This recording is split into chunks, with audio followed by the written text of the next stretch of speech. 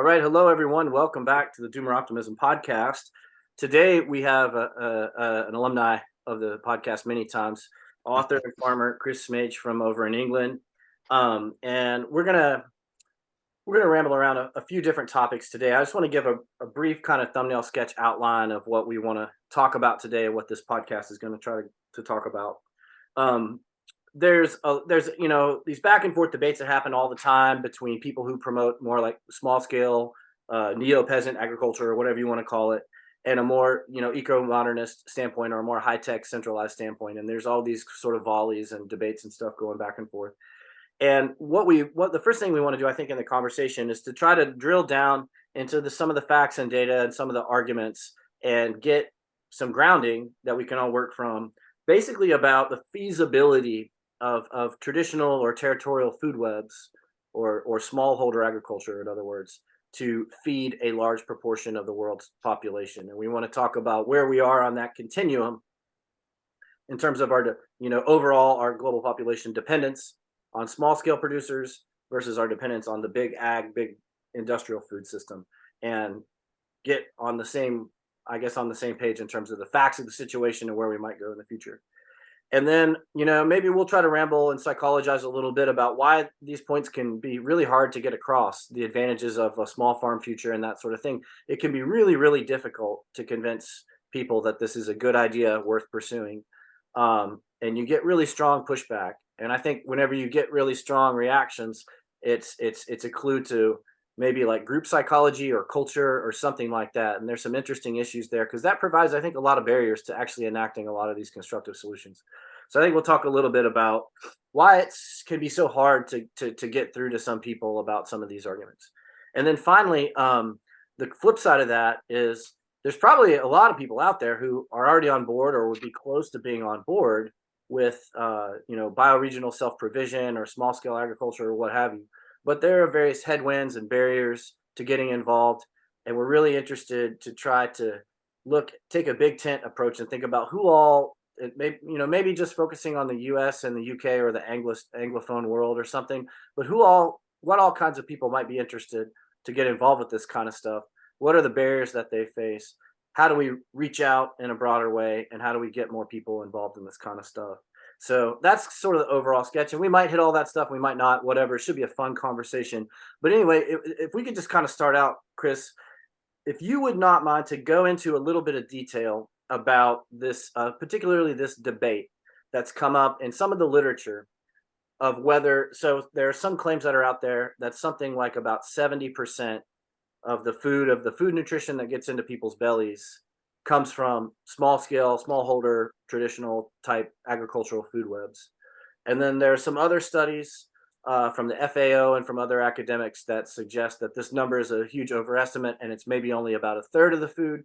And that, so that would suggest that our dependence on big ag and the big industrial food chain is quite a bit, versus this other argument that says maybe we're less dependent than we think we are on the big ag chain. So if you would kind of sketch out that scenario for us and tell us, based on your research and writing, where you think the strength of the argument lies. Right. Yeah. Interesting. Tough questions. I suppose I'd want to first of all put some boundaries around it in that, I think a lot of us in the kind of small holding, agrarian localism space, there's this kind of pressure, sort of, prove that it can feed the world. And the numbers aren't that great on the other side. It's like we know that there's kind of a lot of food being produced in the world one way or the other, but kind of big scale industrial ag, there's not a lot of numbers around on that side of the fence either. As you probably know, I've been engaged in a bit of a debate with George Monbiot recently, and a lot of people are sort of saying to me, prove your numbers, Chris. And you look through his book and there's basically no numbers in terms of the productivity of kind of high-tech industrial ag, apart from one number about precision fermentation, so called, that he kind of gets wrong anyway. So there's kind of that, and there is a bigger context of kind of huge overproduction in the global food system. Like one of the big problems historically has been what do we do with all this grain that we're producing in the world, and how do farmers stay in business when food prices are so cheap, and let's turn it into livestock fodder or biofuels or whatever. And meanwhile, as people are going hungry, so it's kind of like, sort of how we frame this debate about numbers, I think, is sort of important in the sense of not getting framed as kind of, you smallholder folk need to prove your numbers, because we don't really know the numbers. We don't know the numbers in terms of energy futures and climate change and so on and so on and so on. So I just want to sort of say that as a kind of preamble, but nevertheless, it's good to have some sense of the lie of the land and the productivity. I mean, if it were the case that small scale peasant farmers were occupying most of the land globally and producing only a tiny proportion of the food, then sure, that wouldn't look good as an argument for a small farm future. But that's not really the case. As you say, a figure that you hear bandied around quite a lot is something like 70 or 80% of the food globally is produced by the so-called peasant food web, sort of local, sort of territorial food systems. That was a figure, originally I think it came from the ETC group, and sort of about 15 years ago, and various, I mean, I have to say I'm not a real expert on the numbers behind this. I've just sort of kept track of the debate a little bit.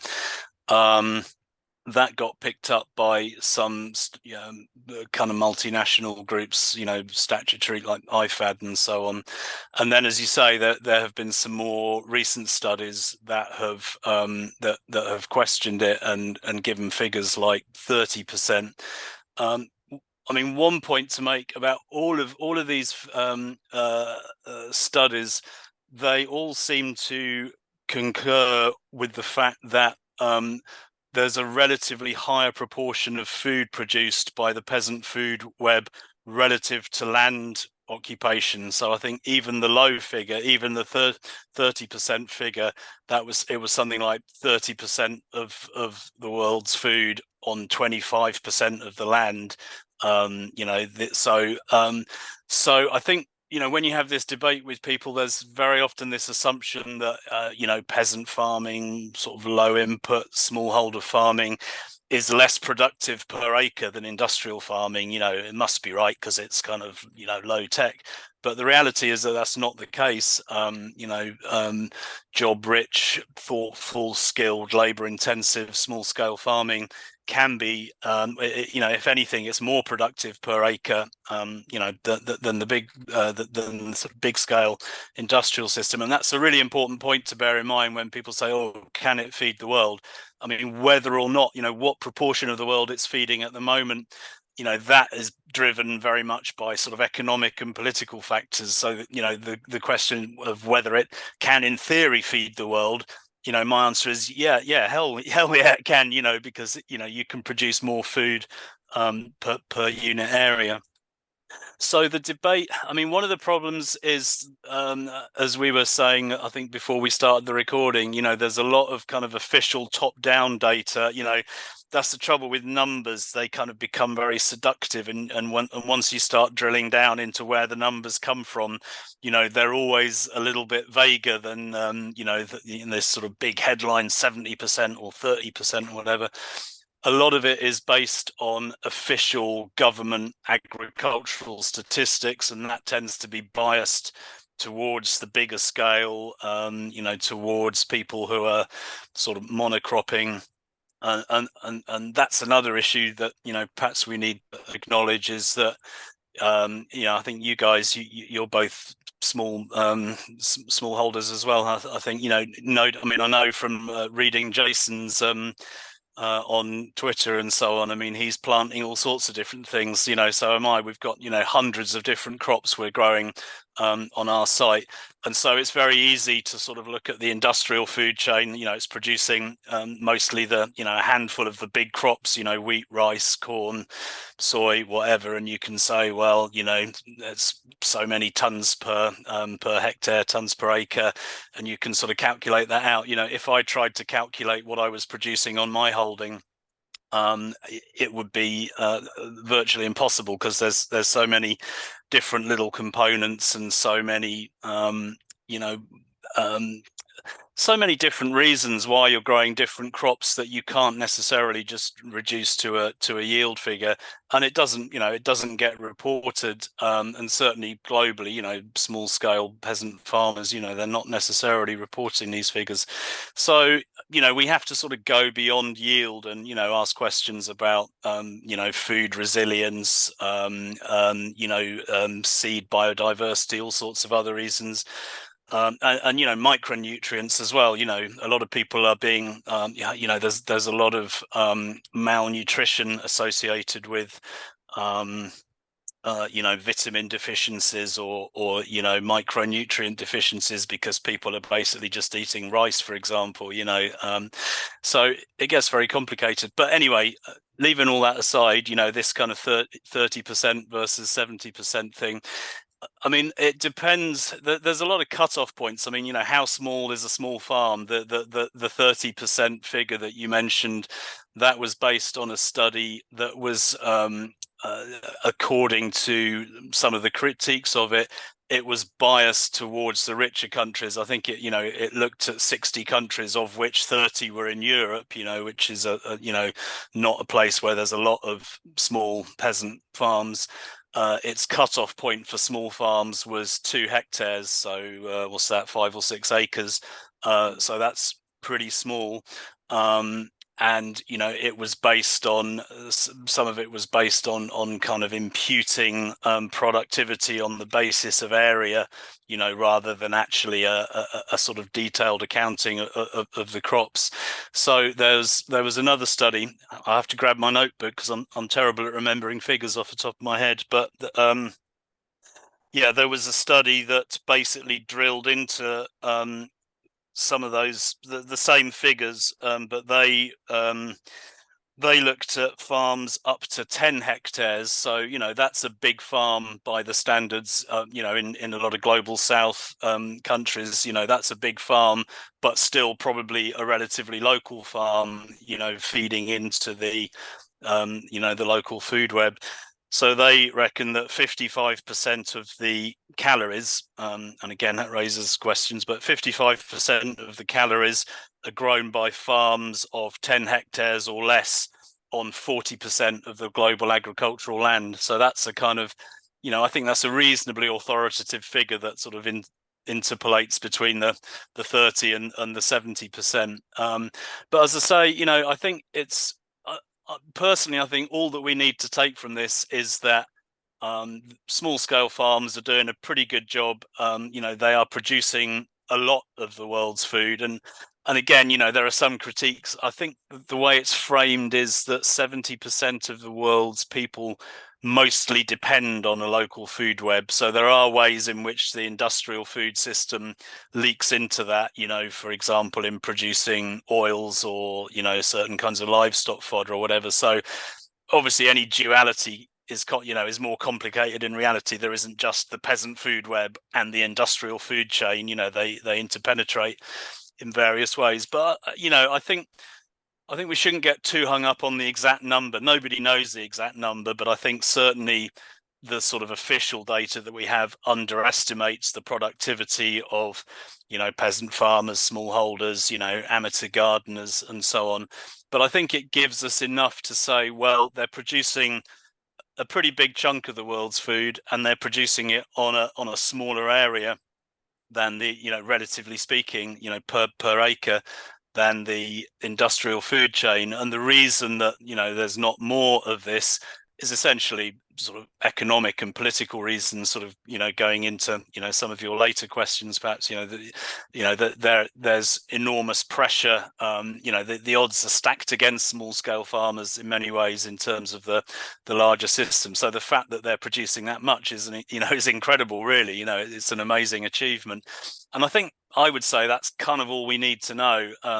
We can have a wider discussion about whether it's better to, increase that proportion, or whether, there's still a role for the industrial food chain.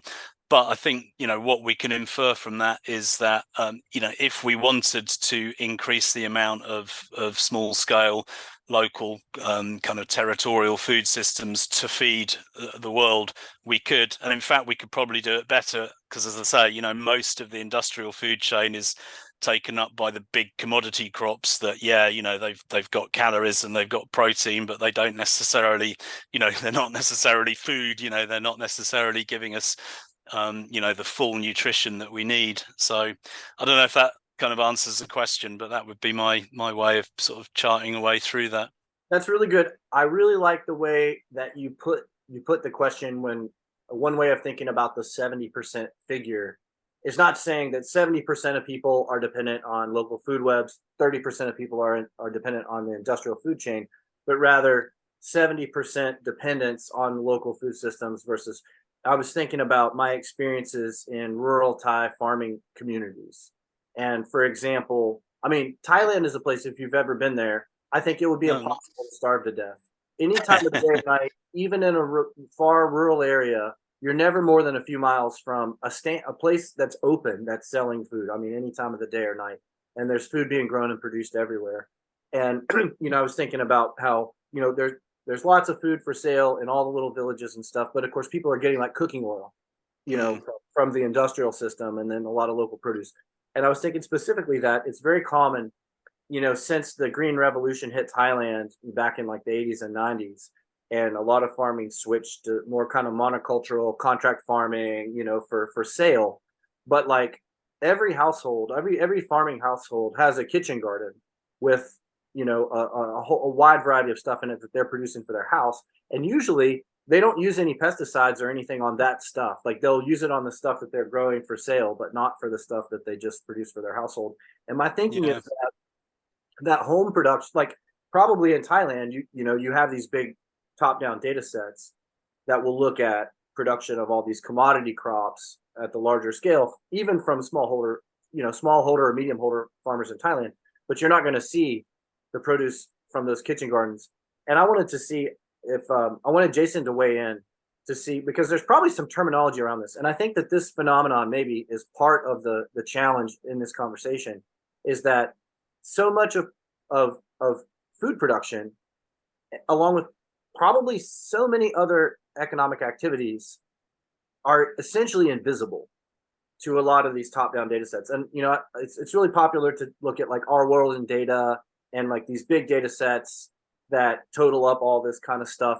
And a lot of my colleagues in the research world, like that's the kind of go-to for looking at that stuff. But I was wondering, maybe Jason, you can talk about some of your experience of the components of life in a lot of countries that's just not visible. It's not perceptible to this method of data collection. And therefore, the analyses that come from the top down are often very distorted because they're missing a big part of the picture. I mean, it's easy if you have one giant farm, growing corn.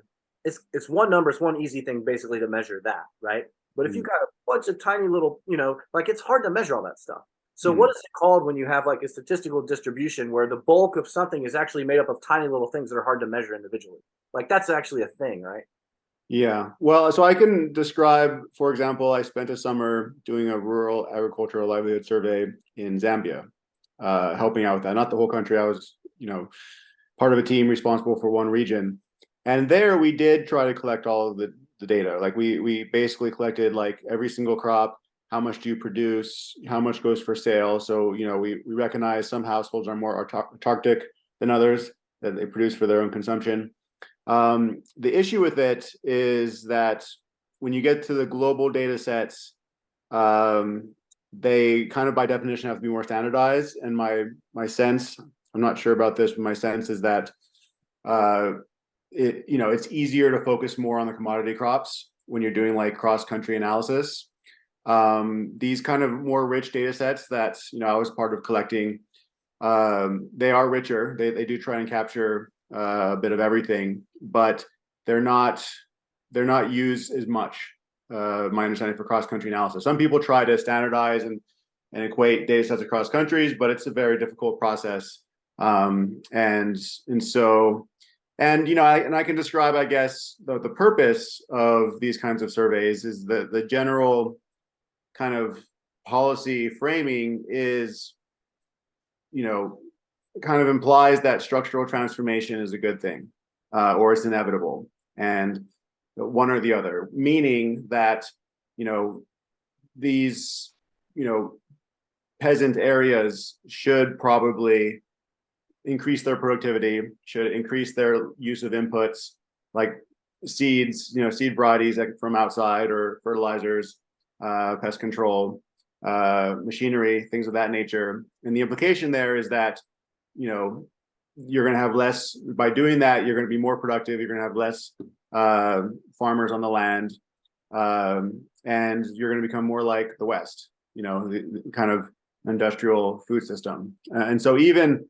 a lot of the organizations that collect this richer data, the ideology, I would say, is already kind of baked in that, highly autarkic households, that's not ideal. That's my general sense of where people are coming from. So I don't know if that answers your question, Josh. That's a little bit of my experience there. So the households that are more, what's the word, autarkic? Autarkic, yeah. And you say there's a kind of inbuilt psychological bias that we want to move away from that. Why? Like, why is that? Where does that come from? Like, because they're seen as they're kind of self-reliant. That's better. Why right. not? Well, they're seen as poor and wanting to develop. They're seen as not as productive as they could be in terms of some measure of productivity. Now, it's interesting that we mentioned land productivity. The other major indicator of productivity is labor productivity, right?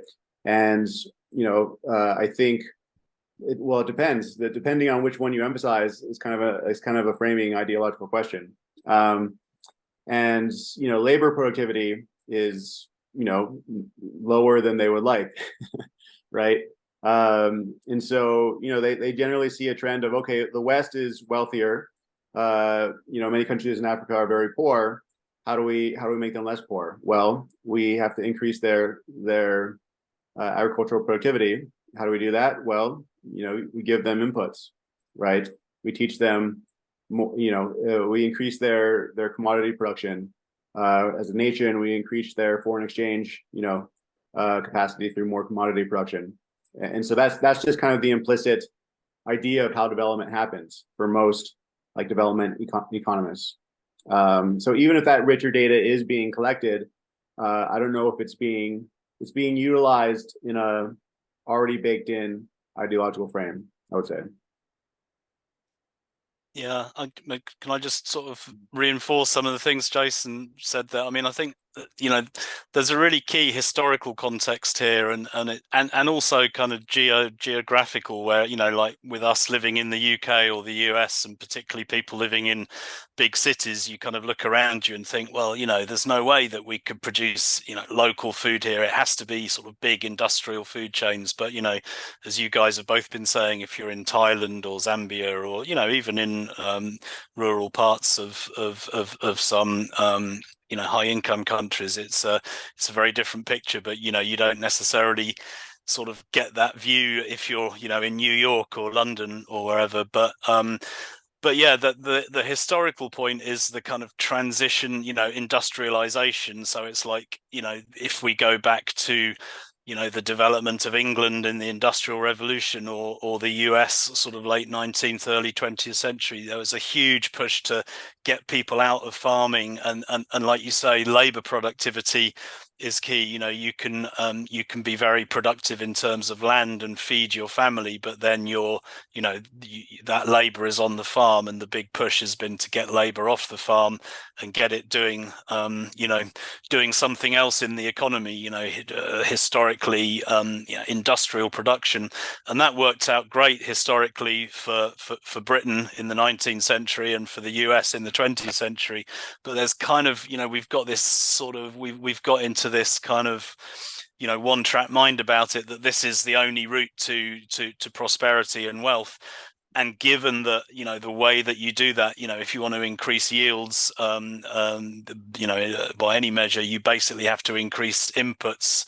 And the great advantage of labor is that it's a kind of non-polluting input, whereas most of the other inputs, irrigation can be, or maybe non-polluting is one word, or non-renewable is another word. So many of the inputs in terms of getting people out of agriculture and making it more productive per unit labor, they tend to be drawing down typically on fossil fuels or on water, and tend to be producing a lot of agricultural pollution as well.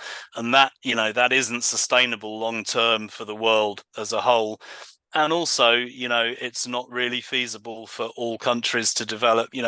So much of that kind of industrial development was based. I think you said in your email when we set this up, Josh, that the affluence in one place kind of depends on poverty somewhere else. So, this whole kind of de-agrarianization, industrialization has kind of been based on a kind of imperial model, on uneven development, and you can't generalize that worldwide in terms of the political economy, or in terms of the the kind of energetics and sort of material flows of it.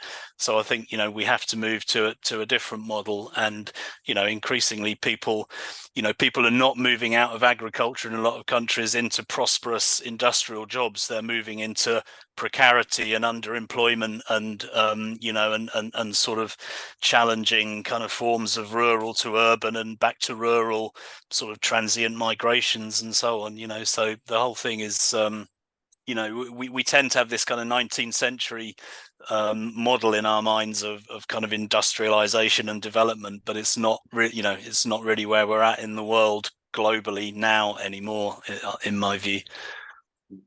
So you mentioned a couple of really salient things there.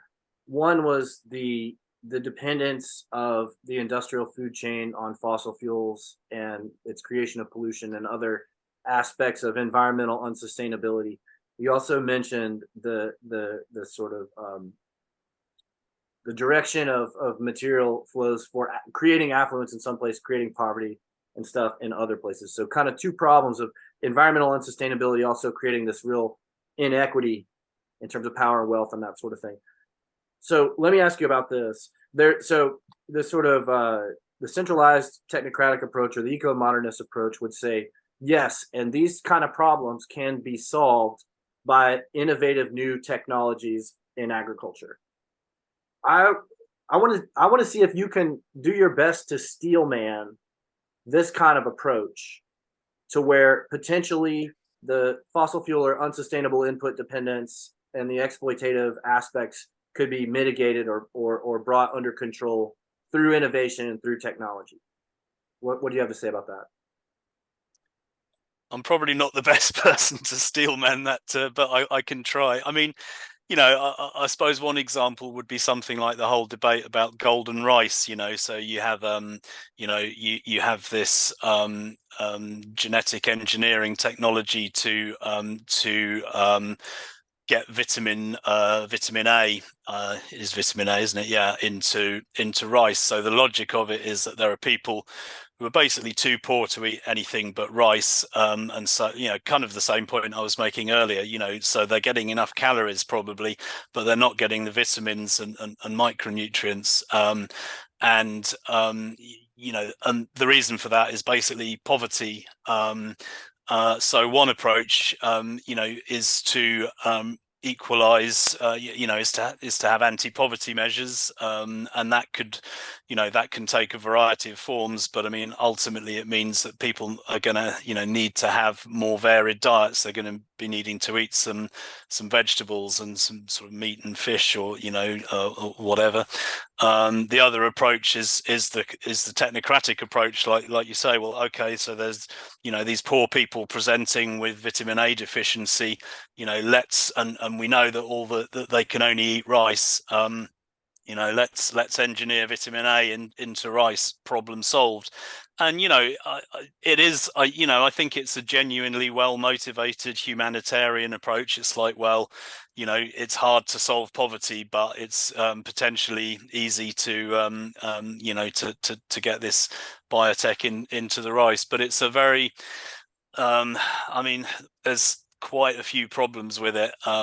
But essentially, it's not dealing with the underlying problem. It's a kind of techno fix that might work, but then it's not a kind of it's not radically addressing the underlying problem. It's kind of picking off sort of one problem with a tech means.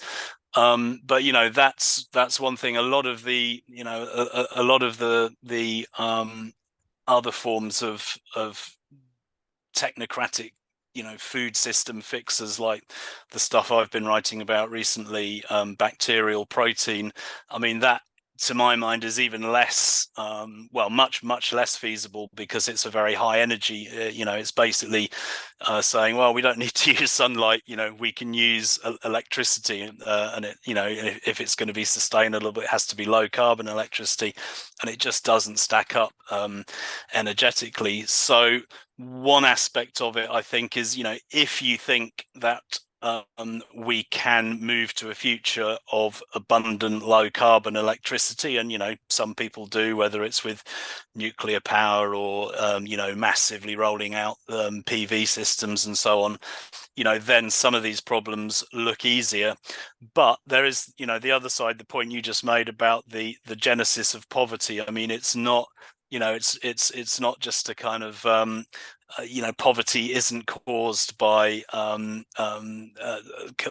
of there not being enough capital in the system, or there not being enough energy in the system. If anything, it's caused by there being a lot of capital and energy in the system, and the only way that you can generate that is to accumulate it at the expense of other people. I mean, it's not an entirely zero-sum game, but that's the whole logic of economic growth, is that the people who have the capital want a return on the capital, and so it's an incredibly inefficient way of trying to make people richer, because most of that capital returns to the people that invested in the first place. And some of it, the idea is that it kind of trickles down a little, which it kind of does a little bit, but that it's not a kind of, again, it's not a radical way to address poverty. And that, I'm sorry, I'm probably moving from steel man to more, I wouldn't say straw man, but that I think is the sort of the eco-modernist ethos, is that it kind of wants to solve these problems with tech means as a way of not really confronting the underlying socioeconomic issue. So it's like, if we can deal with vitamin A deficiency with a bit of biotech,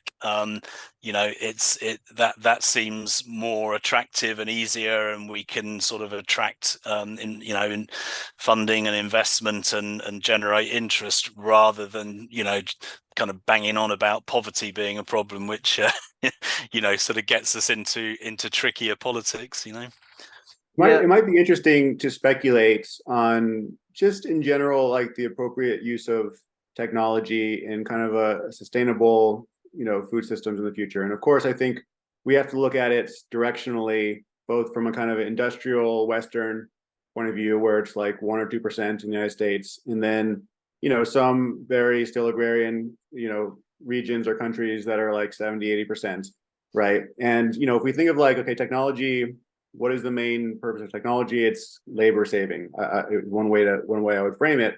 And so, what is this balance between labor saving and sustainability in terms of material resource input into that, right? And it's probably impossible to say, well, okay, if the United States was to go back to, an agrarian and move in an agrarian direction, how agrarian? Like 20% of the population involved in direct food production, 30%. And if we're looking at, say, rural Zambia, where I was, where, in some regions, it's probably 70 or 80% in the rural, farm economy versus non-farm rural economy. Should it stay that way, or are there some appropriate technologies? And we can speculate on what those are. So maybe small scale tractors or what have you, that would save a little bit of labor there and free up some human capacity to, say, serve the rest of the farm, the non-farm rural economy, perhaps making some of these implements, to support the farmers.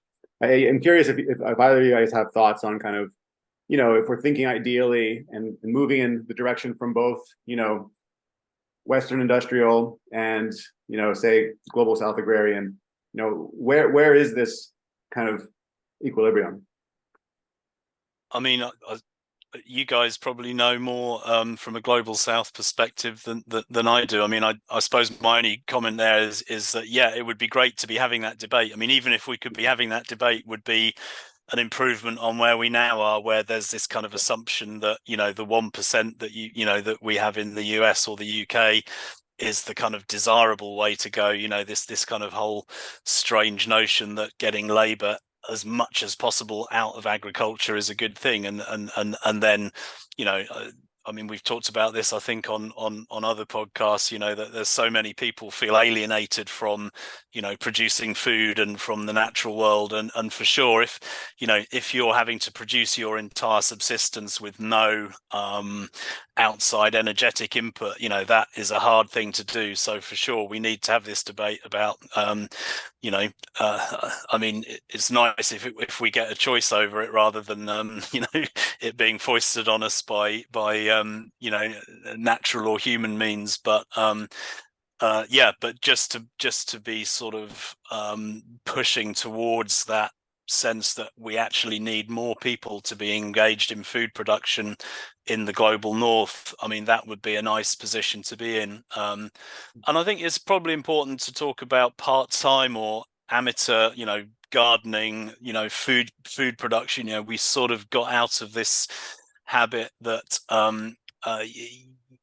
Jim Thomas, who I think we were talking about, who wrote an interesting intervention into my debate with Mambos, he's making the point that there's a lot of food production that goes on in urban situations in the global South, particularly with people from farm or peasant backgrounds, in cities that are a bit more kind of disorderly than we would think of as a sort of modern global North city. So these are people who are not necessarily full-time farmers, but they are raising quite a bit of livestock in cities, quite a bit of fruit and veg, and that's something I think we can really amplify right now in the global north. Like, just take an interest, even if you live in a big city, take an interest in food. Can you increase your local food production, all sorts, sort of urban and suburban permaculture kind of ideas of getting together with other people and starting to think about, your own local food possibilities. So, that's I think it's important that kind of amateur part-time sort of aspect of it. But yeah, for sure, we need some happy medium, ideally, between a very high proportion of the population being engaged in producing their full livelihood, and and almost zero in the global north. On the question of how to think about technology and innovation, I just want to put a pin in a couple of things that we should come back to, and I think for future podcasts. One, Low Tech Magazine. I don't know if you guys are familiar with that. It's really, really good. A little, yeah. I should read it more than I do. Yeah, what I've read is good. Yeah. Yeah. Josh, you interviewed the founder of that, right? Am I thinking of the same thing? No, I haven't yet. Okay, it was a different, similar project. Yeah, actually, that's another one. Actually, there's three I want to mention. Yeah. One is the Low Tech Institute, which is Scott Johnson in Wisconsin, I believe, and we did interview him. Yeah. So we have a podcast with that. Chris de Decker is a Dutch guy, I believe, living in Spain, who writes Low Tech magazine. And he looks at a lot, like he'll do features on obsolete technologies, which are things that, you know, like this is kind of my orientation, is looking to, you know, the past or the recent past to see what worked, to see what maybe has been declared obsolete because of changing conditions, because we just started throwing more fossil fuels at the problem. Yeah. Under conditions with fewer energy resources and things may again make sense as a, you know, as a way, as a hunting ground for interesting technologies. Like I'm very obsessed with old technologies and stuff like that. I was going to mention that. I was also going to mention another guest we need to get on, which is Alexis from the Living Energy Farm in Virginia. They've done a lot of really interesting stuff with DC motors. They call daylight drive. So they can run like a machine shop basically on solar direct to DC motors. And it's super, super efficient. And they've come up with systems that can work. And they've worked a lot in Jamaica and some other places. But that would be a good topic to kind of dig into. In terms of my sort of, you know, galaxy brain thinking about technology is, and this might be kind of hokey to be honest, but I'll tell you anyway. Nassim Taleb introduced this concept of the Lindy effect. I don't know if you've heard of that, but it's basically the idea that any kind of organism, like a human, a cat, a tomato, we age in the forward direction, meaning like every day that I live, I'm getting one day closer to my death. But like various types of artifacts actually age in the reverse direction, meaning the older they are, the more likely they're likely to be around in the future. So like if you ask 500 years from now, are people more likely to be reading Harry Potter or the Bible? Well, you probably guess the Bible because the Bible's been around for longer. It's another way of saying that the failure rate of the new is really, really high. And from my experience in engineering and academia, and just the sort of incentive structure is it's all about innovative and new. You have to be on the cutting edge. You always have to be producing new knowledge and embodying it in new innovations. And it's just new. And I sort of have the heretical view that, you know, we already know most everything that we need. We already have most all of the tools that we need to solve a lot of these big grand challenges. We just don't like the solutions. You know, we don't like the idea of more people working on farms instead of fewer. And so the engineering magazines I subscribe to will have features on sustainable agriculture robots, you know, that just go out with sensors and do all our farming because we're meant to just get totally away from that. So my guide is like, let's look at what technologies have worked in the past, what things have persisted over huge periods of time. And we do have a lot of really new, interesting research technologies available to us now in this sort of window of history. And is there any way that we can use the scientific methods that we've developed and the instruments that we've developed and things like that to study, you know, longstanding things to try to think about how they might be improved, how they might be adapted? Like, to me, that's a fertile ground for innovation rather than trying to come up with some like entirely new microbial wastewater bioreactor to make energy out of poop or for, you know, new protein out of poop or something. It's like, no, you know, let's just think about like my research it's on charcoal water filtration. Like that's been around for thousands and thousands of years. And I just studied it to try to find out how to apply it to modern chemicals like pesticides and other pollutants and stuff like that, while maintaining a sort of low tech approach, artisanal approach. So to me, it's kind of like, I think of science and innovation as supplementing artisan methods, if that makes sense, you know, as opposed to let's create something totally new and go to the stars or live on Mars or something like that. But I think, yeah, let's come back to that and maybe, unless you guys have more to say on that, let's come back to it. That's a big topic.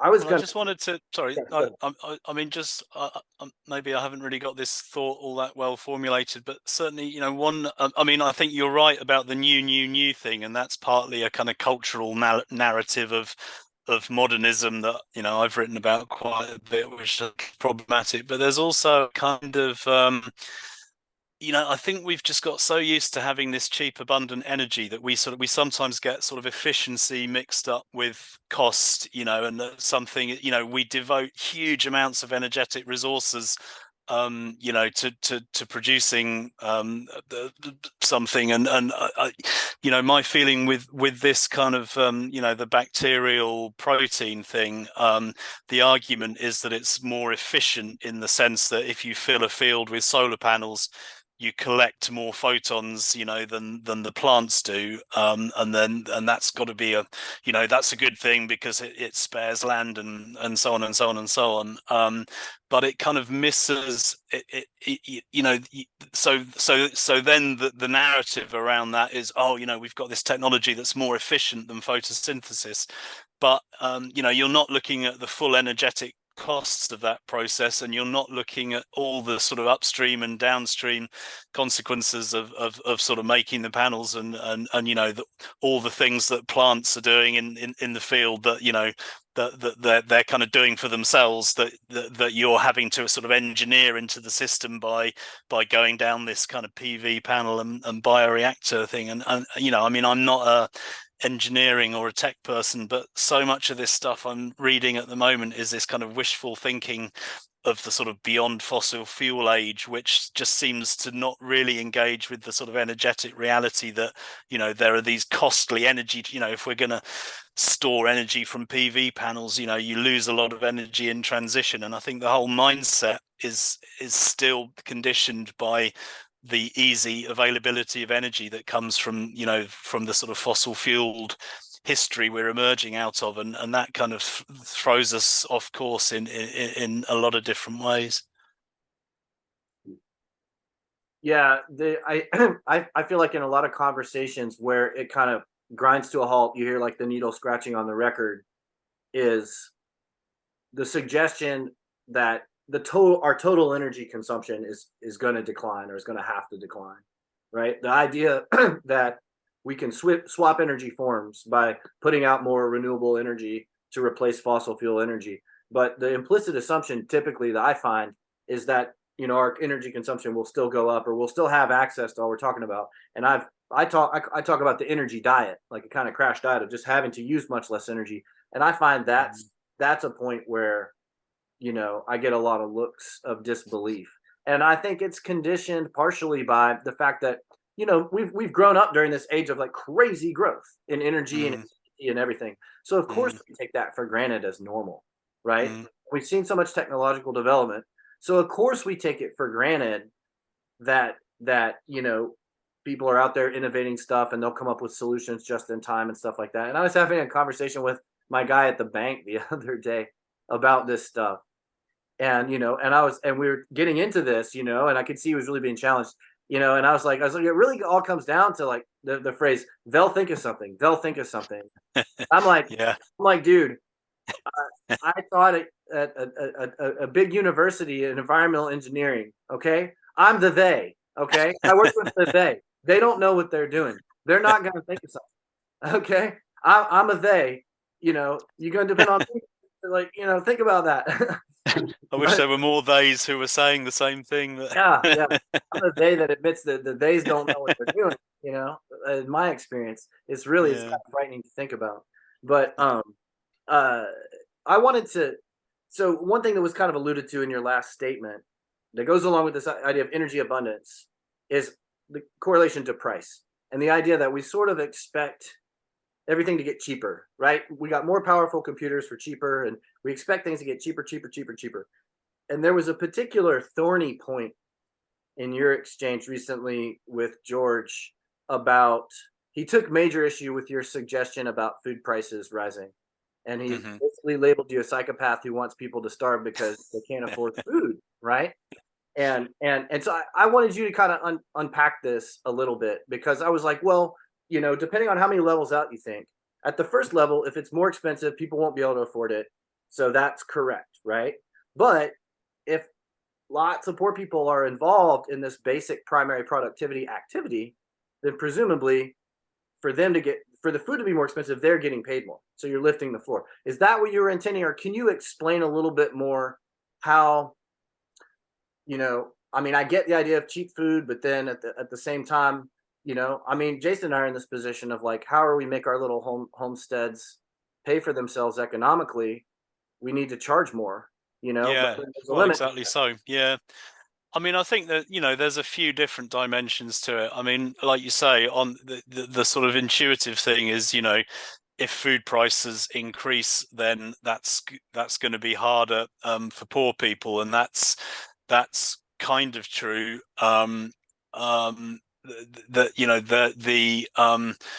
So one part of my argument is, sure, if you just look at food prices in isolation, that's true. But that's not what I'm saying. You have to look at food prices along with the price of energy and labor and land and housing and money, investment and so on.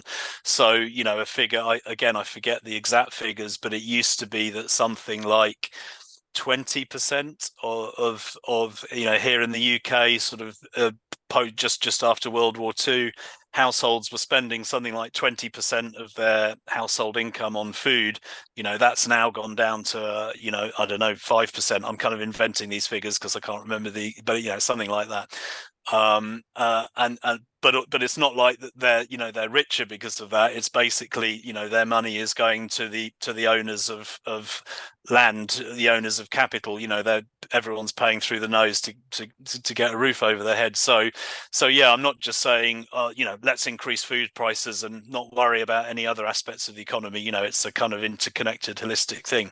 So I guess there's 3 points here. So that's the first point. The second point is, as you said, yeah, it sounds on the face of it that poor people will be worse off if food prices increase, but you have to bear in mind that huge numbers of the global poor are actually farmers who are selling, to some degree, they are selling their produce commercially. And there are, although George sort of kind of sounded off about there being no evidence that increased food prices benefited the poor, actually there is. There are studies that show essentially because a lot of the global poor are small scale farmers, which is still the most common job. We're still talking about 1 or 2 billion people in the world are farmers.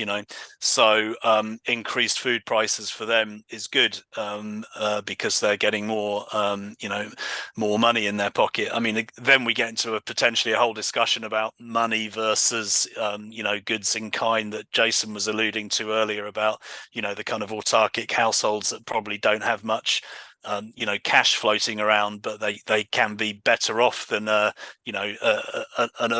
poor urban person that has more cash income, but is probably has poorer nutrition, in a more precarious existence, and so on and so on. But so anyway, so the second point is where George's argument falls down is he's not taking account of the fact that there are so many poor people who are farmers. And the third thing is a more kind of longer term historical argument, which I think we were alluding to earlier, which is that if you think of global north agricultures, US agriculture, for example, it's very heavily subsidized, both explicitly by farm bill type payments and implicitly through fossil fuels, the kind of externalities of the fossil fuel system. So the US is a huge global agricultural producer that's producing these cheap commodity crops at extremely low prices, kind of essentially through sort of implicit and explicit subsidies. And so global markets are flooded with this cheap commodity crops, which undermines the ability of local farmers to be producing local staples. They get pushed either out of farming altogether into precarious, underemployment, rural or urban, or they get forced into, this is a sort of global reality of farming, is that every part of the world gets forced into producing, for the, for the larger sort of global commodity chain, whatever product it can most advantageously sell into the global market. So a lot of poor farmers in global south countries might be they might be producing coffee or tropical fruit crops or something, and they're incredibly precariously situated in terms of the fluctuations of global market prices. If the price of coffee goes down, then they can't clothe their kids or whatever. So so there's been a kind of undermining of local resilience through the flows of cheap global commodity crops as a kind of chronic long-term historical thing. So yeah, so those are the kind of thing, and you know, there's more specific things going on. You know, small farmers being price takers, you know, they have to sell into the market at the point that that the produce is available, and that, you know, so the price is low, so you know, they're very precariously situated there. So you know, if prices were higher, I mean, I'm not an economist, so you know, you know, this is all kind of fairly generalized stuff, but yeah, it's kind of frustrating to you know, to be having to have this kind of debate with someone like George, and him kind of saying, you know, Smaje obviously doesn't know anything about farm economics. I mean, you know, this stuff is kind of agrarian economics 101, really, you know. But you know, it suits that kind of neo-Malthusian narrative that he's now sort of on the tracks of, that you know, we need to produce more food in order to prevent hunger, which is, you know, it just is not the case. You know, we've got overproduction alongside malnutrition and hunger. It's not, you know, it's not you know, we don't need to produce more cheap food in order to prevent hunger. We need to rethink you know, the nature of people's access to food and sort of access to employment and so on. And that, I think, has to be, you know, going back to the point about the proportion of people in agriculture, ultimately we can't follow this kind of global north development pattern. So to some extent that has to be within agriculture, not, you know, not a narrative of getting people out of agriculture. Yeah, I mean, it seems like Mambio's biggest blind spot in that argument is, it kind of makes sense, makes more sense at least, if you're assuming that you do have 1 or 2% of the population involved with agriculture and 98% not. And then, yeah, you know, on net, lower prices mean, you know, a lot of urban residents maybe get cheaper food. But that's making already a big assumption that urbanization, these levels of urbanization are a good thing, and that they're going to continue. The energetic underpinning of that will continue, et cetera. And that just seems like a faulty premise, you know. Yeah, well, it's a big assumption. You know, he talks in his book about, you can't argue with arithmetic. You know, you can't argue with the arithmetic that we have, you know, the majority of the world being urbanized. And it's kind of a strange, you know, it's not, you know, that hasn't arisen for arithmetic reasons. You know, it's arisen for kind of historical and political and economic reasons, which you know, which can and will change, I think. You know, so it's yeah, there's and again, Jim Thomas's nice piece, you know, he takes to task some of the studies that George, you know, George cites some studies to say, look, you know, you know, the flow of food is so kind of, you know, distant, you know, from where people are living, that there's no alternative but industrial food chains. And that, I mean, to the extent that he's right, that's really scary, because I think, you know, the degree of urbanization or urbanism that we have is very dependent on very insecure kind of energy and material flows, and geopolitical kind of, you know, a sort of tenuous geopolitical agreements that I can't see surviving.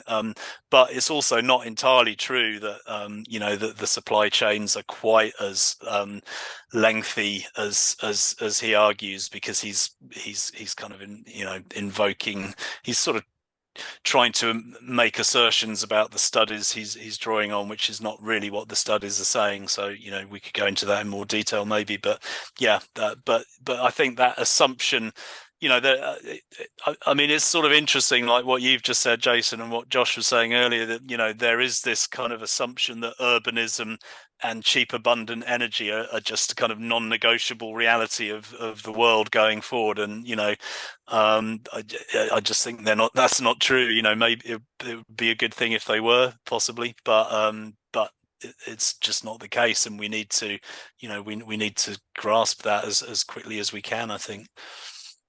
On this question about urbanization, there's an argument that George was making that I was kind of like cocked my head sideways, and I was like, wait a minute. And it was something along the lines of, you know, outside of cities, there are these huge expanses of land, like the steppes and all this kind of place, that are agriculturally productive, and they're very sparsely settled, you know? And I'm like, Cool, awesome. You know, like, okay, so there's land available and it's agriculturally productive. So it seems like the answer kind of presents it. It wasn't obviously wasn't the point that he was making. With I'm like, oh, good, then there's land and you can produce food on it. So maybe things aren't as bad as we thought. Um, uh, I hadn't put this on my list of topics, but I wanted to kind of pose this to both you guys. In terms of I find in some of George's writing and in a lot of environmental writing and the environmental vibe today, there there seems to be an intensification of urgency of like imminent catastrophe. It's like doomerism, but it's different than like I feel like I went through my stage of being sort of panicked about it's all gonna go down. That probably for me peaked around the economic crisis of 2008, 2009. I'm like, this is it. It's all going down and peak oil and all that. And then things kind of got metastable again. And I was persuaded by John Michael Greer's idea that it takes a long time to really collapse and there's sort of stair step, uneven kind of descent and that kind of stuff. So I'm more in that. So I'm like, I feel like I'm not personally an alarmist, but I'm hearing a lot of alarmist arguments. And especially I'm hearing a lot of alarmist arguments around climate change. And it's not that I believe that climate change is not a problem. I think it is. I think that we're not going to do anything about it because it's so structural to our whole system that to meaningfully do something about it, we have to change the whole system that we're in. And we're not showing any signs of being willing to do that. And in terms of the severity of the urgency of it, I think on the scale of this century, sure. But I kind of feel like problems to me, like war, like there's all these wars going on now. The United States has been involved in this proxy war in Ukraine. Now we've got stuff going off in the Middle East again, heating up. There's a lot of saber rattling with China and all these kind of things. So I feel like my sort of order of, what could potentially be an urgent catastrophe would be some kind of big World War III or possible nuclear weapons exchange. And then I would say after that, some kind of major financial calamity that takes down a big section of the global economy, and nobody knows what to do about it. And then I feel like things like climate change are a problem, but are spread out, over a longer future. So that's kind of my picture. I was wondering what you guys think. One about it's sort of like how do you, in terms of like what's urgent, what's acute versus what's more chronic and long term. And I guess I feel I'm a little bit concerned about, for example, some of the alarmism around climate change not being what it seems in the sense that if a lot of, people could get real head up about the climate emergency, does that open the doorway to, more top down restrictive policies from governments? Is that there's sort of a political dynamic going on there? And I almost feel like in some of George's writing, he's kind of like, look, this is so urgent. We don't have time for arguments. Put your facts away. We have to do this. So what's behind this like climate urgency? Because it's a big problem and it is urgent, but I don't think it's as urgent as other calamities we're facing. So what do you guys think about that? I think it's pretty urgent, but I think where a lot of the frustration lies is what to do about it. And the George Mambos of the world, I do worry that it'll be used as an excuse for kind of top-down technocratic entrenchment, right, and justification. I think in an ideal world, we would see kind of not just climate, but energy and material throughput. And we would eventually come to the conclusion that we need an agrarian future, right? We need to move towards an agrarian future, more localist future, right? It would be lovely if the climate emergency was used to make an argument for that kind of lifestyle change. But I do worry, and I think a lot of the skeptics of climate change are maybe not so skeptical of the science as they are of what the political reaction will be, and they might see it as justification for disrupting, say if they're more rural lifestyle, disrupting that, shuffling them off into the cities, for whatever reason, maybe because their carbon footprint is, according to one calculation, is lower or something. So I think that's the bigger concern for me. I mean, it's not, I do see climate change as urgent, but what we do about it is really important. And a lot of people don't have the right prescriptions. Yeah, I mean, I guess I am possibly more concerned about climate change than you, Josh. I mean, I think it's going to be very uneven in its effects. I mean, but we're talking about pretty big temperature increases over a short time frame, and I think that it's partly the you know can we keep sustaining the massive sort of storms and floods and fires and sort of bouncing back from them, and then we've had these huge temperature increases in the Atlantic this year, so you get this kind of scary stuff about the ocean currents. The AMOC can shut down over a relatively short time period, and then we're talking about herding reindeer where I live kind of thing. Maybe not quite, but that concerns me. But I think it is a kind of meta crisis kind of thing. It's like there's all these different things going on. There's climate, there's energy futures, there's like you say, sort of war, and I think geopolitical conflict, and even in terms of sort of historically in the last 100 odd years, the US has sort of kept the global peace, and the Cold War kind of set the terms of that, and we're now in a much more multipolar world with sort of China and the situation in Russia and India and so on, and that can go in all sorts of quite problematic ways. But I agree with you about the sort of top down, the fear of the top down. I mean, my argument is always bottom up, building local community resilience, so when I've done a few sort of conservative podcasts with people who are sort of flatly denial of climate change, and you hear a lot about Obama buying a beach house, so climate change can't be real, whereas my view is that he's rich enough to to buy several houses to accommodate lots of different possibilities.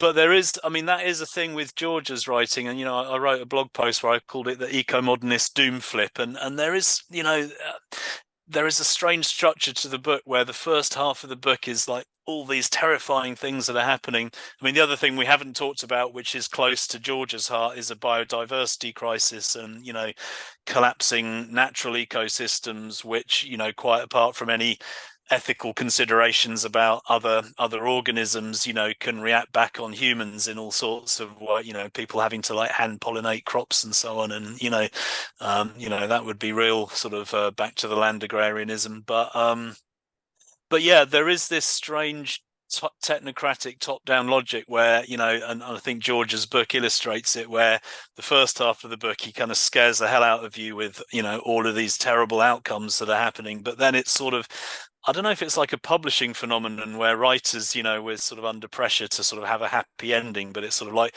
but don't worry, because kind of your earlier point, Josh, they will think of something, and and in the case of George's book, what they will think of is quite thin, really. I mean, all he really has, I mean, one thing he has is extolling the virtues essentially of small scale local mixed farming. So I'm like, yeah, great, I agree with that. But that is going to involve deurbanization. It's going to involve more people on the land. The only technology that he talks about that seems remotely capable of rescuing, a kind of the existing levels of urbanism, is the bacterial synthesis, and that's just so problematic energetically and in many other ways. But yeah, so there does seem to, I do understand that fear of the sort of overstating the dangers in order to impose a technocratic solution, and I fear that it will happen. There will be more kind of eco-authoritarian regimes, because I agree with you, we're not really doing anything about it. It's not really within our existing sort of suite of political ideas and narratives to fundamentally change this, but I think fundamental change will happen because it will have to happen. But the more that we kind of don't address it, you know, when we have the ability to address it in a kind of, you know, thoughtful way, you know, it's going to happen in all sorts of chaotic ways that will breed the conditions for, you know, authoritarianism of one kind and another. So so yeah, I guess I am quite fearful, but I recognize the, you know, the way you framed it, I think is right, that you know, it's important not to let it become an excuse for kind of top down, you know, big governmental sort of control kind of stuff. And that's exactly my fear with you know, with technologies like manufactured food. I mean, you know, the food system is pretty corporately concentrated as it is, but still there's a lot of, you know, small farms, gardens, you know, local food production. You know, if we sort of put our faith in these technocratic means and say, oh no, we need to get people out of the countryside, you know, leave it to nature, you know, synthesize food with you know, through manufacturing methods, you know, we really are handing control to the kind of corporate government nexus, which I think will be disastrous. Josh, maybe this is an opportunity to talk about your kind of model of bioregional self-provisioning, because this seems like an alternative, perhaps, that you could build a coalition around, especially looking at it from the perspective of the global north and global south. You want to talk about that and kind of present that for discussion? Yeah, really briefly. So the idea of bioregional self-provisioning, really all I did was I took like Chris's idea of a small farm future, and because I've worked in international sustainable development and I've been concerned, you know, for a lot of my adult life with how our political economic processes in the developed world affect, you know, poor people in developing countries, so to speak, and seeing the connections there, seeing how wealth in the form of energy and resources and cheap labor and even actual money wealth is extracted, kind of like a pump extracting wealth from the poor peripheral regions. And this is not just like so-called developing countries, but even like a big country like the United States, we have these nodes of affluence, of super affluence, we call super zip codes, where like the most powerful, wealthy people congregate. And then we have these huge peripheral zones, like where Jason and I live now in Southern Appalachia, or in the Rust Belt, or in the Midwest, and areas that are like a whole different economic universe from like the coastal, you know, more affluent, more powerful, connected areas. And so I see this process of extraction of physical wealth and resources and exploitation of labor from these peripheral zones to create the affluence in these affluent zones. And so I, because I have a background in natural science and engineering, I think of everything in very physical energy and resource terms, like mass and energy balance, conservation of matter, all that kind of stuff. And so, you know, my sense is that, you know, the people in the affluent classes, if you look at it on a materials basis, are responsible for more consumption and more emissions disproportionate to a lot of the poor people around the world. So my thought is that if the people living in the affluent sectors of the world can begin to transition to a process of self-provisioning based on their local ecosystems, their local resources, using regenerative agriculture or whatever, you know, trying to form whatever kind of economy makes sense for that bioregion, and can start to sustain themselves off of that instead of depending on affluence provided to them through these extractive processes, then that would alleviate pressure on the so-called poor regions of the world, so that the people in Zambia or Thailand or India or Brazil or wherever can make better use of their own resources and their own labor to produce their own sustenance, rather than having all that extracted from them to feed people elsewhere. So I just kind of looked at it through, you know, the idea basically that, and it's how I've always thought about, you know, sustainable development projects.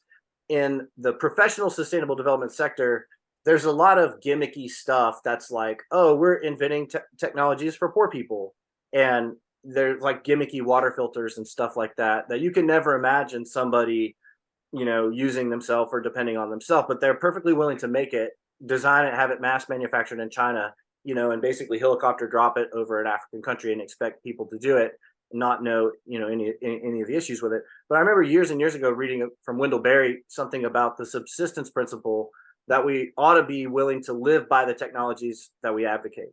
So I kind of view it like, I don't work on stuff for poor people. I work on stuff that ideally makes sense for anyone who's trying to meet their needs in a sustainable and self-reliant way using local resources, using their own skills and their materials that are available to them locally and that sort of thing. So the bioregional self-provisioning idea is just that, if us in the rich world can begin to depend more on ourselves and our local ecosystems for sustaining our lives, that'll relieve pressure on all these people in places currently being exploited to provide for our lifestyle that we're currently dependent on. So it's an idea of how to break that link. And my thought is, I have no faith in the global economy. I have no faith in governments. I have no faith in like the top down to administer the kind of solutions that we need. So I feel more like those of us who kind of can see these problems, or maybe can break things down this way, we can begin right away to try to start delinking ourselves from these exploitive and unsustainable systems and start to build resilient systems, start to build like local economies. And I feel like I have a lot of friends that would say, well, that's really great, Josh. I love the idea of like living off a local economy, but I look around, I don't see one. There's nothing around for me to do that. It's like, well, right. Because nobody has made it yet. Like it got extirpated by globalism and we have to rebuild it. And my thought is, if we can start to rebuild, those of us who can kind of go out front and start to rebuild this kind of stuff, and it's attractive, it's engaging, it's healthy, it grounds people in an ecosystem and in a community, and it has a lot of attractive factors, then it will be naturally attractive for people to say, hey, that's really cool what people are doing. I want to join up with that. And, this whole conversation up to this point has been like, okay, here's all these people out there who they think we're crazy, they think we're stupid, they're haters, they don't take our arguments seriously, they don't believe in the solutions that we're proposing, and I'm kind of banging on, say, hey, listen, and getting nowhere. Well, there's probably a massive population of people that would happily embrace this kind of stuff if they knew how to get connected with it. If they found, there's so many, like all the cool stuff I've ever done in my life is because I happened to meet somebody who was already doing something like that. And I went, whoa, you can do that? Oh, that's amazing. I want to do something like that. I just had to be shown that it was possible because I might not have the wherewithal to do it myself until I saw it being developed. So like, I want to hear from you, Chris, especially, and also Jason, how can we like sort of develop the seed crystal, right? Like rather than beating our heads on the wall, trying to get George Monbiot or whoever to change their mind, let's just say, okay, we'll agree to disagree. That's fine. That's fine. We have lots of allies, and there's huge swaths of people that might be interested to work on this kind of stuff. How do we, make people aware of it? How do we make it attractive? What has worked in your experience in trying to kind of build a movement? Yeah, that's the real big tough nut to crack, and I agree with I totally agree with the way you framed it, and I think also I've just been reading Amitav Ghosh's book, The Nutmeg's Curse, which is a great book which puts a lot of this sort of stuff into global geopolitical perspective, and one of his points is that you talk to people in global south countries and they're kind of like, well, why should I not aspire to a more energy rich middle class lifestyle when you look at those people in the States or in Western Europe? So I think it's really important, for us to walk the talk in that sort of way, that, if we expect people in, in more populous countries in the global south not to, not to kind of increase their fossil footprint, we've got to cut ours big time. But how to do that, the difficulty is partly there's so much surplus capital in the global economy, which tends to find its way into land values, and there's a generational inequity there. So, it's really interesting, your point earlier, the point about good agricultural land that's sparsely populated, because that, in some sense, I think it needs people. You get into these very difficult arguments here about incomers and gentrification and, sort of settler colonialism, which Ghosh's book is very much about. But ultimately, I think we need people to be, moving to places where, you know, they can generate an agrarian livelihood, and obviously that has to be done within the context of, you know, what's already going on there. But, you know, equally there's a lot of big scale farmers who are not particularly happy. You know, there's a lot of land that's basically being devoted to farming commodity crops by people who've been sort of pushed into that. And, you know, you do see farmers sort of getting interested in bringing more people into, you know, onto their land, stacking enterprises, you know, trying to develop local economies more. So, you know, it's not an entirely closed door, I think, a lot of that. But yeah, it's difficult. I mean, I think, you know, there is encouragement, I think, among young people. A lot of young people are, you know, not as, you know, much more interested in environmental issues and food issues, and much less attracted to the sort of mainstream career, kind of working for the man sort of thing, because they see, you know, that's a road to nowhere. I think there's a lot of older people, you know, what a thing that I would really like to see, and I've sort of had conversations with people, and I'd love to see this happen, is there's a lot of older people who have been the beneficiaries through their careers of, you know, this kind of inflated sort of capital in the system, who have a lot of wealth. And what I would love to see is small towns and communities reappropriating, you know, their surrounding land, you know, peri-urban space. And what you could do is use some of the accumulated capital of people of goodwill living in those places who want to support, you know, a local agrarian economy, or, you know, a more of an autarkic local economy. I mean, obviously, you get into issues of inheritance and you know, the, you know, handing on to the kids and so on. But, you know, I think there's a lot of potential there. It has to be done very carefully. There's all sorts of ways it can go wrong, and there's all sorts of ways in which I think intergenerational tensions can be problematic. But I think, you know, that's what I would really like to see. You know, I think there is inevitably going to be conflict over access to land in the future in a way that we kind of haven't had over the last you know, century or so in the rich countries, because, you know, land ownership has not been meaningful in terms of economic well-being. But ultimately it is, you know, some people say it's kind of the only ultimate source of wealth. And so trying to sort of draw people into, you know, caring about their community and using the assets they have, sort of pooling them in thoughtful ways, and then sort of bringing younger people into that. You know, I think there's potential there.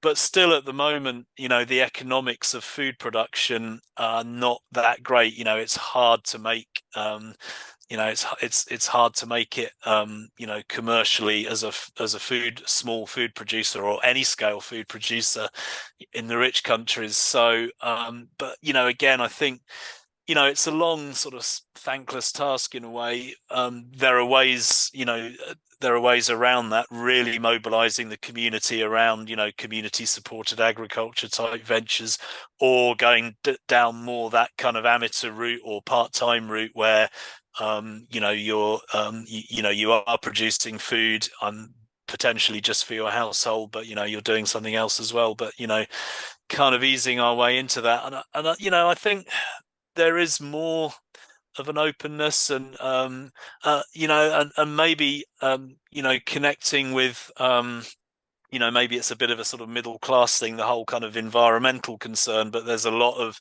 you know, there's a wider constituency of people who are interested in gardening, you know, who are interested in, you know, some level of self-reliance. So sort of connecting across those divides.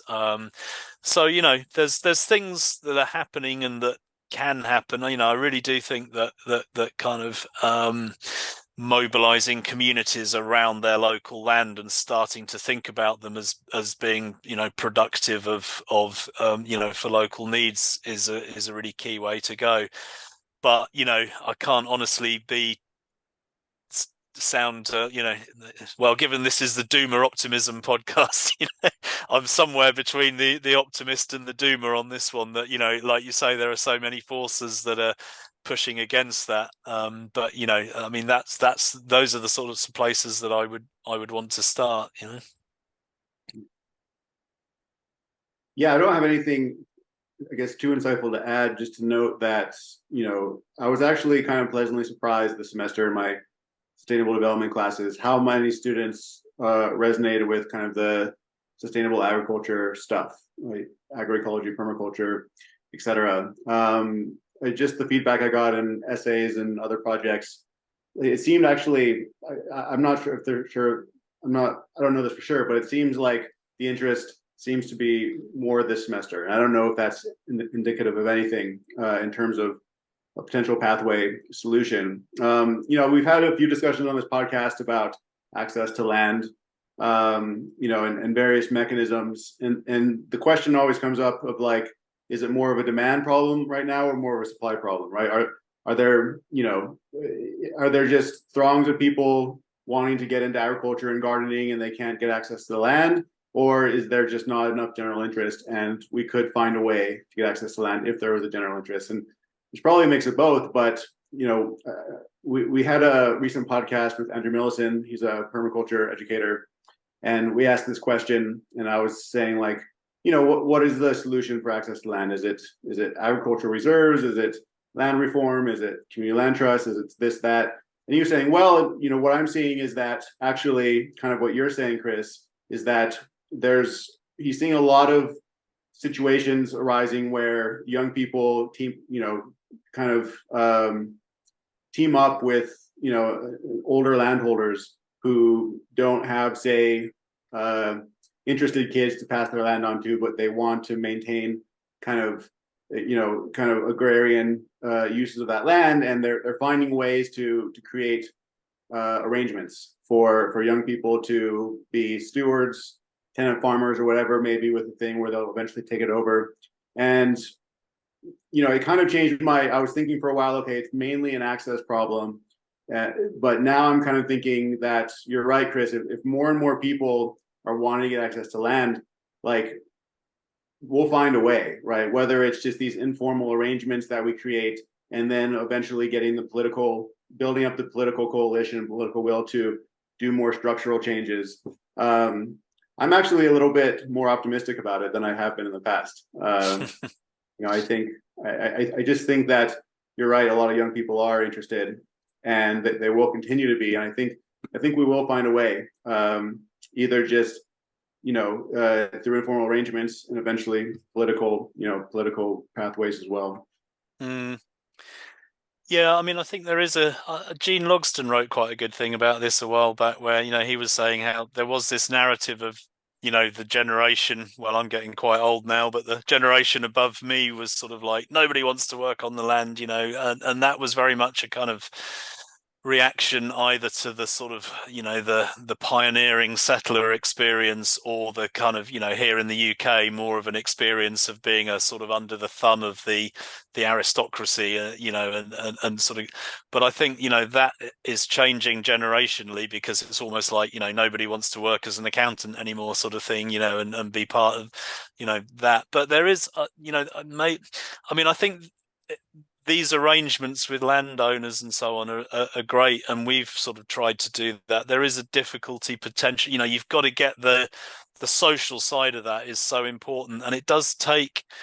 There's a real lack of skills. Like here in the UK, traditionally we've had a lot of East European labour coming in to work on farms, and the sort of normal narrative around that is, oh well, Western Europe, it's a stronger economy, people come here because they you can earn more money, but also they have the skills, they actually know how to farm in a way that a lot of people in Western Europe have sort of lost that skill. And it's not only the sort of technical farming skills, but also a kind of a sense of what a working agrarian day is like, where, and I think that's where the intergenerational tension can come in, where if somebody is the landowner and you don't have you don't have complete buy-in to, it might be that you've got a sort of some sort of security of tenure, but there's still that sense of, well, I'm not really, I'm not really the person that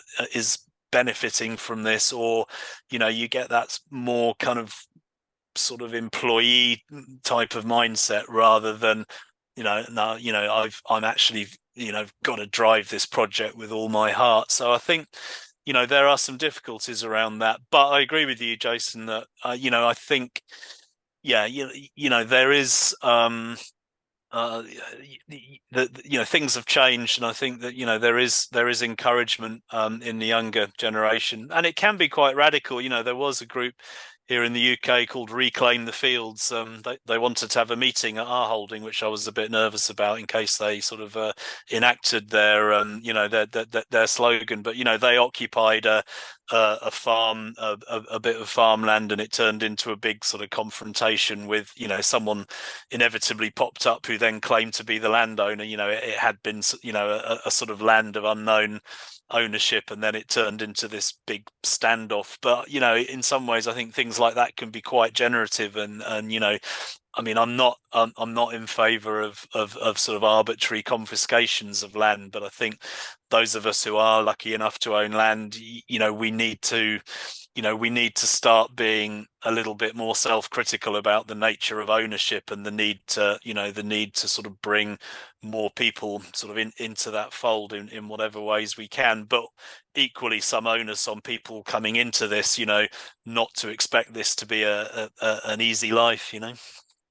So you mentioned that in the UK, there's like a lot of, did you say Eastern European people who like migrants who come in and do a lot of the farm work and stuff? Yeah, historically, but having sort of left the EU, we kind of that's been a big issue, in terms of Brexit. Yeah, so there's a lead in. So I've spent a lot of time around universities and stuff like that, and so when I'm asking a lot of these questions, I'm kind of coming at it like, well, how can we divert more college students into this kind of thinking and this kind of life path from going to the professional path or whatever. But I want to kind of break myself a little bit out of that thinking and ask if because there's so many more demographic groups in the country than like middle class kids that turn up at university, right? So like, are there other groups that we're overlooking? Like I was thinking, like, if you wanted to nucleate a small farm future kind of initiative project, could you go to like some of these communities of Eastern European people and be like, hey, and the reason I'm kind of thinking of this is, the county that I live in now, it's a real blue collar, real working class county. And I do like blue collar work from time to time to make extra money. And so I have a foot in this sort of world and of the non-college educated. And, that's actually, it's always been like kind of a white pill experience. Like I was talking about the guy I talked to at my bank the other day, and one thing we're just chatting about is, oh, he's planting all these fruit trees, and he's doing like, he's not like some galaxy brain guy on the Doomer Optimism podcast trying to think about the future of the world. He's just a guy from this area, and he has a little bit of land from his family, and he's getting married, and he's planting fruit trees, and he's like just doing these projects because they just make sense. So I kind of inspired by just the common sense of ordinary people, and the opportunities that are out there, if I get outside of my box of like the sort of college, grad school trajectory folks. And so do you guys feel like there maybe are some other natural constituencies that we might overlook as a place to at least nucleate some of these kind of initiatives? Yeah, I mean, I think that's a good. I mean, like I said earlier, I think there is a sort of wider constituency of people who are into gardening and food production. I mean, one thing maybe I should mention, which we have here in the UK, which we really need to push at more, is the whole allotment idea. So, in theory, if every resident is able to ask their local council to provide a small plot of land, even if you live in an apartment with no access to growing space, local councils are supposed to provide a small plot of land. They tend to have a few acres here and there, and they'll divide it up into small plots of land, and people can ask, and you pay a kind of peppercorn rate, like like sort of, I don't know, $30 a year or something. and you can grow food on it. It's supposed to be non-commercial, and that in theory councils are supposed to provide that, but often they don't, and the pressure is always to turn land into residential land, because obviously you can monetize it so much more.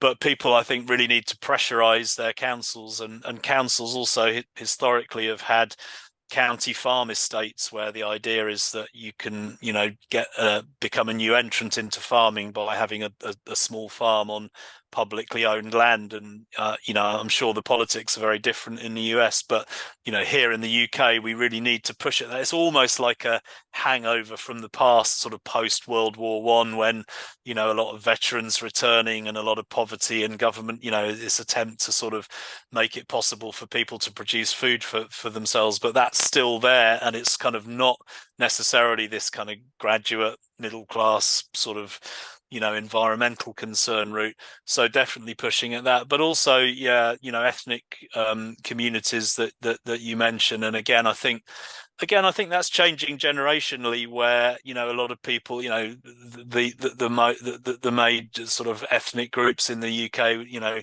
have relatively recent origins, moving to the UK and tending to be urban, and almost like I mean, I did some work years ago, sort of 25-30 years ago, and with some surveys of different minority groups in Birmingham, and a lot of them were like, why would I want to grow I came here to get away from that. Whereas I think that their kids are actually connecting with their sort of family food traditions, and sort of getting much more interested in the sort of diversity of food cultures and sort of food narratives generally. So I think tapping into that kind of sense of food cultures is a good way to go. But there is, we do need to sort of get food education better established with with kids from a young age. But there are definitely constituencies that that we can draw on there, and sort of try to pressurize land availability. It shouldn't necessarily have to be private owners all the time, and working with bigger scale farmers, and working with local government. Really, national government tends to be a dead loss, I think. But you can get good, thoughtful people operating at kind of city level, or sort of lower levels in the political hierarchy, where you can push some of these things. Yeah, I mean, Josh, as you know as well as I, and your experience kind of bears out, that's I think a lot of blue collar people in this region, like it's just that's just part of their life. Like it's kind of common sense. It's not a boutique thing. It's hunting, fishing, raising some animals, gardening. Like that's very ideal, and including in addition to their full-time job usually. And so I think it's a matter of how do we connect with those kinds of people, and be seen as allies and not as, say, rural gentrifiers, right? I think that's a big challenge here, right? Where we're doing some things that are somewhat different, right? And thinking about regenerative agriculture and permaculture, these are all very kind of exotic concepts, I think. But so I think for someone like me, who's in a rural area, college educated, has various ideas, not actually a lot of experience to implement them yet. For me, it requires a lot of humility and not using unnecessary fancy words around people who know much more than I do about raising animals or whatever. And so that's just, I think that's just a process of, like, for me, someone like me, understanding that I have a lot to learn. And perhaps, over time, coalition can build out of that. I mean, maybe just to add on to the end of that, I agree. I mean, the situation is a little bit different here, but similar in some ways. I mean, I've found, farmers, the local farming community can be quite accommodating. Like anyone who's sort of just doing something on the land, people can be quite generous around that. But again, that's where I think we need to.